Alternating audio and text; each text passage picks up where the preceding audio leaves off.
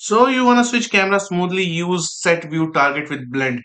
It lets you fade the view from one camera to another, and to get it you have to just click right click and type in set view target with blend, and now as you can see it's not coming up on the view because we have clicked the contest sensitivity, and as soon as we click off it, it will show up because it is highly dependable on the get player controller. You have to take a pin from there and then only it will show you the set view target with blend. So once you get it, you can use it. But for now, we already have it. So I'm just going to show you that as you can see. So we are using even begin play and a delay of 5 seconds. And then we will use set view target with blend from player controller.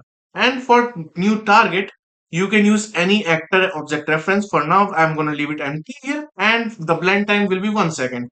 And to see it in action, I just click play here, and as you can see, as soon as the 5 second is over, it will start moving forward like this.